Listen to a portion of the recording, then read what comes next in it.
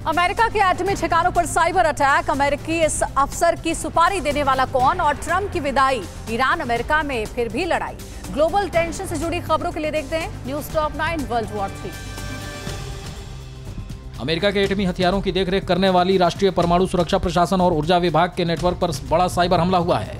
दावा किया गया है कि इस दौरान हैकर्स ने बड़ी मात्रा में गोपनीय फाइलें चोरी की हैं। इस साइबर हमले में कम से कम आधा दर्जन अमेरिकी एजेंसियों को निशाना बनाया गया है। अमेरिका और ईरान में तनातनी बढ़ती जा रही है। बहरीन में अमेरिका के एक बड़े अधिकारी की हत्या की कोशिश की गई। अमेरिका ने अपने अधिकारी की हत्या की कोशिश का आरोप ईरान पर लगाया है। अमेरिका ने ईरान के सराय अल मुख्तार ग्रुप पर पैसे लेकर अटैक का आरोप लगाया है। ईरान के सुप्रीम लीडर खामनेई ने अमेरिका को लेकर बड़ा बयान दिया है। खामनेई ने कहा है कि ट्रंप के जाने से ईरान अमेरिका की दुश्मनी खत्म नहीं होगी। खामनेई ने यह भी कहा कि वाशिंगटन पर भरोसा नहीं किया जा सकता। ताइवान और चीन के बीच युद्ध की संभावना बढ़ती जा रही है। ताइवान के आक्रामक रुख से तिलमिलाए चीन ने ताइवान के हवाई क्षेत्र में न सिर्फ अपने विमानों के साथ उड़ान भरी, बल्कि मॉक ड्रिल के जरिए ताइवान को वार्निंग देने की कोशिश की गई है। चीन के इस ड्रिल से साउथ चाइना सी में टेंशन और बढ़ गई है।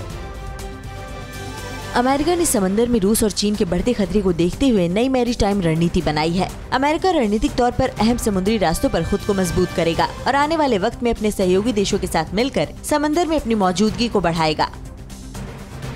कराबाख में अजरबैजान और आर्मीनिया की सेना के बीच ताज़ा झड़प के बाद रूस के राष्ट्रपति व्लादिमीर पुतिन ने दोनों देशों से शांति समझौते का पालन करने की अपील की है। पुतिन ने कहा कि दोनों देशों को हालात सुधारने के लिए कदम उठाने चाहिए।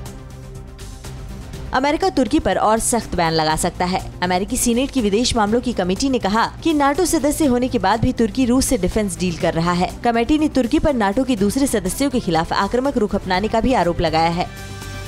तुर्की से तनातनी के बीच ग्रीस ने कहा कि वो तनाव घटाने के लिए बातचीत के लिए तैयार है। ग्रीस ने कहा कि अगर तुर्की अपनी आक्रामक नीति छोड़ता है तो वो बातचीत करेगा। ग्रीस ने तुर्की की आक्रामक नीति के खिलाफ यूरोपीय यूनियन से बैन लगाने की मांग की है।